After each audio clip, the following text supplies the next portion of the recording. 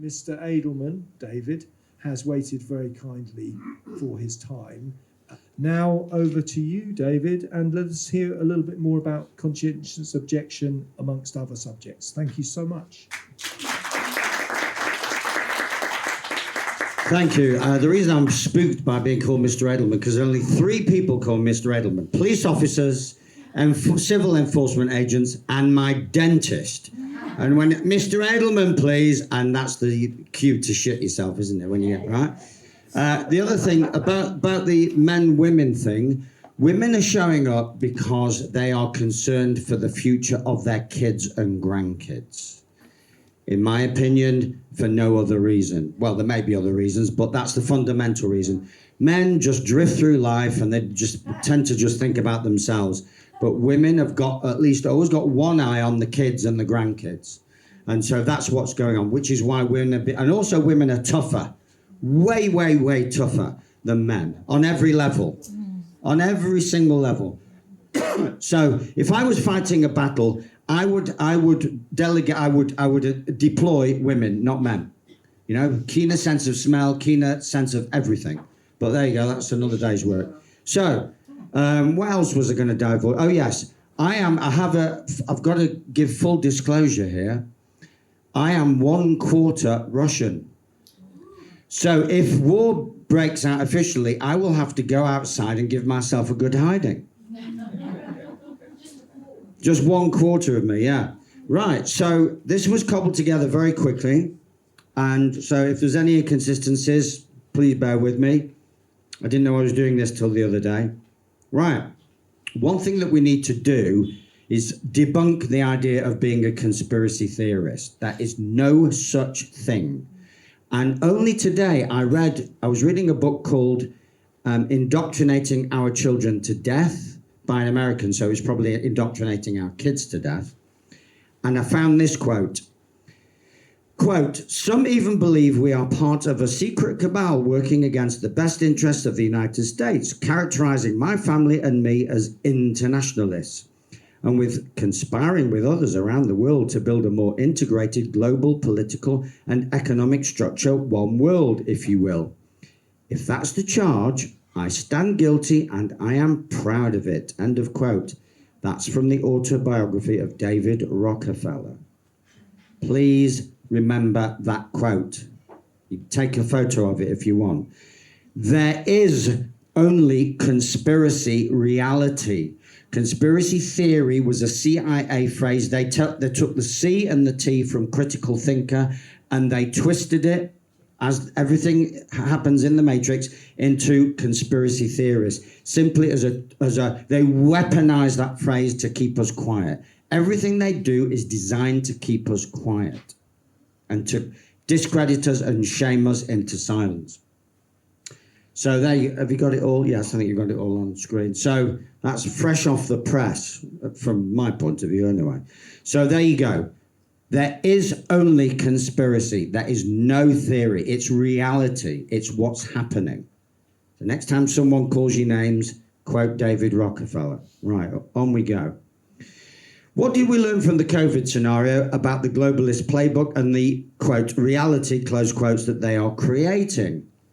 Well, it's obvious now, as if it wasn't obvious before, that we are in an era of cognitive warfare. Now, they used to call it psychological warfare, but the military are calling it cognitive warfare. We are under attack mentally more than anything, of course, spiritually and emotionally and physically and in the water, in the food, etc., environmentally, in the chemtrails, etc., on every single level. This is a post-truth world of lies, damn lies, assumptions and presumptions, feeding a relentless anti-human narrative. So whenever there's no point in you posting facts in the Matrix, because they just get inverted into, well, they just get discredited. They don't do facts. I mean, I've been trying to do facts for 4 years. Well, actually, it's not 4 years because I gave up about 2 years ago. But I did facts for 2 years, got me nowhere. I was doing it in Manchester. I was the first person to take a microphone and get rallies going in Manchester in early 2020. And it just got me, the old northern handshake, like, a big brawny a bruiser would come on stage and threaten me. And I didn't get a good hiding because I just offered them the microphone. Oh, you clearly have a very strong opinion, sir. And you offer them the microphone and they soon run. Because they just want conflict. They just want to get something off their chest, but they don't want to actually, they don't have the eloquence and they don't have the facts because they've just got empty presumptions. So when you challenge them to speak, they can't speak. They've got nothing to say. It's like, did you see the little tete-a-tete between Nigel Farage and Penny Mordaunt? And he challenged her because according to their manifesto, they're going to reduce migration or immigration, as they've promised many times before. And Nigel said to Penny Mordaunt, well, what credibility have you got having broken 4 promises? And she just goes, well, it's the Prime Minister's record. And the audience just burst out laughing. So they turn everything around. They've got nothing, absolutely nothing. They've got a script and they read the script. And they cannot leave that script alone. And you'll notice all the TV presenters, all the politicians around the world for some time now, only ever read from a script. Never speak from the heart. Never speak spontaneously. And that's one of your yardsticks for discerning truth from lie. Truth comes from the heart and is spoken without script. Lies come from a script. And it's a nice little neat metric that I use. People with their critical thinking faculties. So, right, what have we seen? What have we learned? That people with their critical thinking faculties, objectivity, and their moral compass, more or less intact, are a minority, and a very sad minority of a minority, to be quite honest. Very low in number.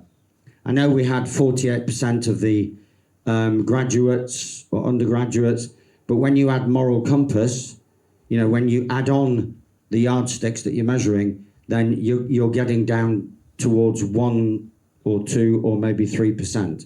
The BBC once said, prior to the alleged moon landings, that they could convince people that the moon landings had taken place simply by broadcasting them, and they expected people to fall for it at the rate of 99.34%. So back in the 1960s, the gullible were nearly 100%. Nearly everyone was gullible. It is lower now. I think it's 95, 96% people are gullible. Maybe slightly lower, but still the massive majority, their first reaction is to believe what they see on the TV and what they read in the papers. You know, so I know that 1 in 3 didn't take the jabs, but so that is a slight discrepancy in the figures there. But I do believe that in terms of overall gullibility, people still believe that money exists, that viruses exist, you know, and therefore if you add up all the things that people have swallowed, it's only a very small number that are free from all the BS. Yeah? Does that make sense? As I've found by giving talks around the country to the freedom movement, that that the freedom movement is full of people who are essentially quite mainstream, just a bit pissed off. And there aren't that many gung-ho, active freedom lovers who are fully conscious and are fully aware of all the tricks that have been played on them. The real and immediate danger is from the terminally compliant group thinkers. It's not from Putin or Xi or Xi or from any leaders. They have no power. They have none. The power is applied locally. Your family who can disown you. Your doctor who refuses to see you. Your policeman that arrests you for when you're truthing or out rallying. This agenda is applied locally. And of course, you've got the virtue signalers cheerleading the enforcement agents on, and they all do this because they are severely brain damaged. Now, I'm going to use phrases tonight. I don't have much time. I'm not going to go into any depth. If you want to know more about brain damage, I've got other lectures on that. and it's to do with damage to the hippocampus. Professor or doctor, I think he is, Michael Mehls, Mehls, is finding that all of us, including us, are brain damaged, and it's the hippocampus. There he is, the indoctrinated brain. So we can debate how we've become brain damaged. Well, it's some cases obvious, because when you tell off a child before they're old enough to understand they suffer brain damage, that's relatively old science. But then you've got indoctrination, you've got fear porn, you've got poor lifestyle choices, lots of reasons why the brain will be damaged. But part of the war on humanity is to affect us in such a way that we can't think straight. Because if we can't think straight, we're going to make very poor choices. And that's what the enemy needs. These group-thinking, brain-damaged people are the human surveillance devices used to pave the way for the AI rollout. So this is like setting the stage and getting our brothers and sisters to play the role of artificial intelligence, robots and cameras, so that we get used to being under the cosh and suffer the stress and more brain damage. Every time you're stressed, you suffer some element of brain damage. And so that they can also identify who's who and what's what. So when they switch on all the 5G and the robots come out and AI is switched on big time, they'll know who to target. Yeah. So these, which is the virtue signaling aiding and abettors, together with paid foreign mercenaries, are also the potential conscription enforcement agents. All right, so it's a dark picture I'm painting deliberately, because you can only get to the light through the dark. You can't get to the light through the light, if you see what I mean, because you'd already be in it. You've got to go through the dark. We are entering the storm. This is the calm before the storm, and I don't think we have that much time, because their plan is to have everything in place by 2030, and I think that's also PSYOP. I think their plan is actually to have it in place way before then. Is to make us think that we've got, what is it now, 6 years? Yeah. I think if we've got 6 months, we're lucky, to be honest. I think there's, and another thing that I will mention, that's not necessarily on one of the screens, is that they need a Third World War scenario to drown out the noise of the vaccine dead and injured. And the latest stats are that up to 40 million are dead, and that's a statistical analysis, that's not me guessing, extrapolated from death figures. And now this is my guess. I'm guessing that there are 2 billion seriously injured. 2 billion with a B. That's just my guess.